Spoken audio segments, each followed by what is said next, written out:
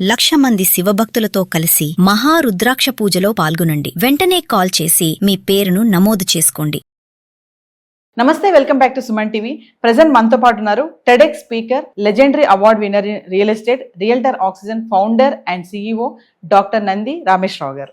నమస్తే సార్. నమస్తే అమ్మ. సార్, అమెరికాలో డల్లాస్లో రియల్ ఎస్టేట్ పడిపోయింది అని వార్తలు వస్తున్నాయి. అక్కడ ఎక్కువ శాతంగా కొనుగోలు చేసిన వాళ్ళలో మన ఎన్ఆర్ఐలు ఎక్కువ మంది ఉన్నారని చెప్పేసి కూడా వింటున్నాం. ఎందుకు సడన్ గా కొనుగోలు ఆగిపోయింది, రియల్ ఎస్టేట్ ఎందుకు పడిపోయింది అని అంటే? రియల్ ఎస్టేట్ ఎప్పుడు కూడా అప్ అండ్ డౌన్ ఉంటుంది. Real estate unfortunately real estate highlight చేస్తే ప్రతి బిజినెస్, మీడియా బిజినెస్ అవ్వచ్చు, బంగారం బిజినెస్ అవ్వచ్చు, స్టాక్ మార్కెట్ అవ్వచ్చు, అప్స్ అండ్ డౌన్స్ అనేది సహజం. అది తట్టుకునే శక్తి మనకు ఉండాలి. ఇక్కడ ఏమైందంటే ట్రంప్ గారు చిచ్చరు పిడుగు, నాటీ బాయ్, ప్లే బాయ్ అంటలే కానీ నాటీ బాయ్ అంట. ఎందుకంటే ఆయన చరిత్రని హిస్టరీ రిపీట్స్ కాదు, హిస్టరీ తిరగరాసి రీరైట్ చేస్తానంటున్నాడు.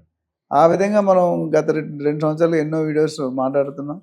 సో కొన్ని ముందుకు వెళ్తున్నాయి, కొన్ని ముందుగా ఆయన అన్నది అలా జరగట్లేదు. 1 జరిగినా 10లో 8 జరగట్లేదు. జో బైడెన్ గారు ఎవరైతే 4 years సైన్ చేశాడు యూఎస్, ఈయన 1 సంవత్సరం సైన్ చేశాడు, దానికంటే ఎక్కువ సైన్ చేశాడు కదా. ఎన్ని యాక్సెప్ట్ అవుతుంది క్యాబినెట్లో, ఎన్ని యాక్సెప్ట్ కాదు అనేది క్వశ్చన్. సో డల్లాస్ కానీ మిగతా పార్ట్స్ ఆఫ్ యుఎస్ కానీ ఈవెన్ దుబాయ్, ఇందులో రియల్ ఎస్టేట్ బాగా క్రాష్ అయింది అన్నమాట వాళ్ళు. ఎందుకంటే దాని main reason media and Trump అంటే సార్, అంటే ఇప్పుడు వీసా రెస్ట్రిక్షన్స్ వీటి వల్ల కాదు కదా. కర్ణుడి చావుకి ఎంతమంది 100 కారణాలు ఉన్నాయి. అట్లా ఈయన కూడా ఒక కారణం కాదు, ఒక మనిషి కాదు. కాబట్టి మెయిన్ ట్రంప్ కార్డ్ ఆయనే. ట్రంప్ కార్డ్ వేరు, ట్రంప్ వేరు. So Trump is becoming Trump card. Packet అన్నాడు, ఒక కార్డు ఉంటేనే పని, ఒక కార్డు లేకపోతే పని కాదు. ఈయన ఏంటంటే the entire system is confuse and disturbed. He himself is confuse అనుకుంటాను నేను. ఆయనంత పెద్దవాడిని కాదు కానీ. సో ఆయన తీసుకున్న చర్యలు, యాక్షన్స్ బట్టి చూసుకుంటే the lot of confusion arises in the people of invest, buyers, sellers, employees, organisations. అక్కడ ఏమవుతుంది, ఇప్పుడు మన ఒరకెల్ అనే కంపెనీలో 30,000 మంది సింగిల్ షాట్లో పీకేశాడు. అందులో 12,000 మంది భారతీయులు. విచ్ ఇస్ ఆ 30,000 మంది పరిస్థితి ఏంటమ్మా? ఇప్పుడు అక్కడికి వస్తే ఇన్ని జాబ్లు ఉన్నాయి మన దగ్గర, లేవు. అంత శాలరీస్ ఇవ్వగలరా? వాళ్ళు ఆల్రెడీ ఆ లగ్జరీ స్టైల్కి అలవాటు పడిపోయారు.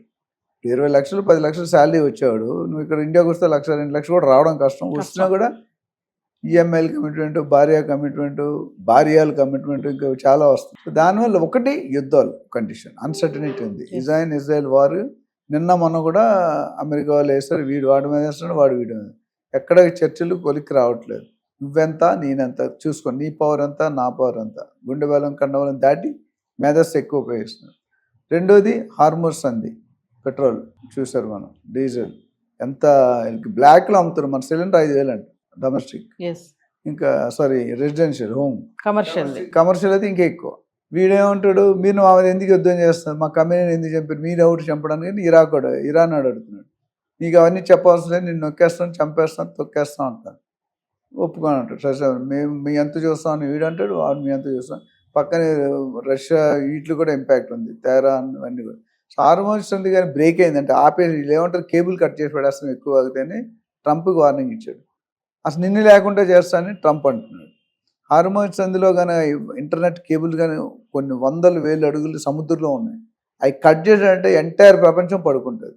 ఇప్పుడు భార్యకి భర్త లేకపోయినా, భర్తకి భార్య లేకపోయినా పర్వాలేదు, కానీ మొబైల్, వాట్సాప్ లేకపోతే చాలా కష్టం.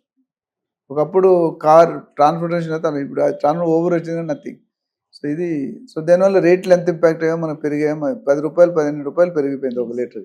సామాన్యుడు ఎవడైనా ఒక నెలకి ఒక 100 లీటర్లు వాడుతున్నాడు అనుకోండి, 100 × 12 రూపాయలు, 1,200 రూపాయలు ఎక్స్ట్రా బట్టర్ నెలకి, సంవత్సరానికి 7,000. అంటే సార్, ఇప్పుడు ఎన్ఆర్ఐస్ అంటే అక్కడ సెటిల్ అయిపోయిన ఉంటారు కదా, అంటే వాళ్ళు కూడా అమ్ముకుని వచ్చేస్తున్నారని కొన్ని వార్తలు వస్తున్నాయి. అక్కడ ఉన్నటువంటి వాళ్ళు సెటిల్ అయిపోయి ఇల్లు కొనుక్కుంటే అందులో 2 భాగాలు ఉన్నాయమ్మా. గ్రీన్ కార్డ్ వచ్చినోడు వేరు, సిటిజన్షిప్ వచ్చినోడు, రానివాడు వేరు. ఇప్పుడు వచ్చినోడు కూడా చాలామంది ఇయర్ ఎండ్కి అంటే ఒక 20 సంవత్సరాలు కష్టపడ్డానే చాలు, ఇండియాకి అమ్మ నాన్న దగ్గరికి వెళ్ళిపోదాం, భార్య పిల్లల దగ్గరికి అనుకునే ఒక రకం. రెండోది ఈ జాబ్స్ తీసేసి రోడ్డు మీద పడినోడు ఒక రకం. వీళ్ళందరూ ఈ జాబ్స్ శాలరీ వస్తే కదా ఈఎంఐలు కట్టుకున్నది. ఇప్పుడు ఏమైందంటే న్యాచురల్గా ప్లాన్ చేసుకుంటే, అనుకోకుండా ప్లాన్ చేసి కూడా అక్కడ ఉన్న ఇల్లు ఎవరైతే కొనుక్కొని 10-15 సంవత్సరాలు ఉంటున్నారో వాళ్ళు తక్కువ రేటు అమ్ముకొని, ఇల్లే కాదు ఇల్లుతో ఒకటి ఫర్నిచర్, టేబుల్, టీవీలు అన్నీ కూడా తక్కువ చీప్ రేట్లో అమ్మేస్తారు. అది ఉన్నవాడికి. ఎవడైతే ఇప్పుడు ఇబ్బందులు పడుతున్నాడో, కొత్తగా వీసాలు లేక వాడు అక్కడ బతకలేవుతుంది, వాడు రావాలి. ఎందుకంటే వీసా ప్రాసెస్ రోజు రోజుకి మారుతుంది. సో ఉన్నవాడు అమ్మేసుకుంటాడు.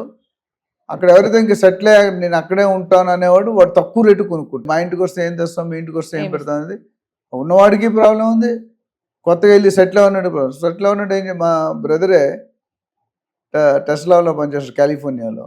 ఒక పాత ఇల్లు, second hand independent duplex, beautiful landscaping, sea పక్కన ఇవన్నీ ఉన్నాయి. 25 కోట్లు ఇల్లు, 15 కోట్లు కొన్నాడు. 25 కోట్లు చెప్తే 15 కోట్లు కొన్నాడు. సో అట్లా చాలా మంది ఉన్నారు. సో ఏ విధంగా when there is no inflow there cannot be outflow. Accounting టర్మ్స్లో ఇన్ఫ్లో అంటే మనకు వచ్చేది క్రెడిట్ అయ్యేది, అవుట్ఫ్లో అంటే డెబిట్ అయ్యేది. మీ కంపెనీ మీకు శాలరీ ఇస్తానంటే అది అవుట్ఫ్లో, మీరు కమర్షియల్గా మార్కెటింగ్ చేస్తే అది ఇన్ఫ్లో. అక్కడ యుద్ధాలు, అన్సర్టనిటీ, జాబులు, టాక్సేషను, అన్ఎంప్లాయ్మెంటు, లే ఆఫ్స్, ఇవన్నీ కూడా కారణం వల్ల ఎంటైర్ కంట్రీ ఈజ్ కన్ఫ్యూజ్. అంటే ట్రంప్ తెచ్చే డెసిషన్స్ వల్ల ఇమిగ్రేషన్స్ కానీ మీరు అన్నట్టుగా ఇవన్నీ పక్కన పెడితే ఇప్పుడు రియల్ ఎస్టేట్ పైన కూడా ఆ ప్రభావం బాగానే పడిందని అనుకోవచ్చు. ఎస్, 100% పడింది అండ్ ఇంకా పడబోతుంది. ఇది అంతం కాదు, ఇది ఆరంభం. It's just a beginning. ఆయన 4 సంవత్సరాల్లో ఐ థింక్ 1.5 year అయినట్టుంది. ఈ 2.5 సంవత్సరాల్లో మీకు రాను infant there is crocodile festival. ముందుంది ముసళ్ళ పండుగ. అది తట్టుకునేవాడు ఉంటాడు, తట్టుకోలేనివాడు పోతాడు. Thank you sir. Thank you.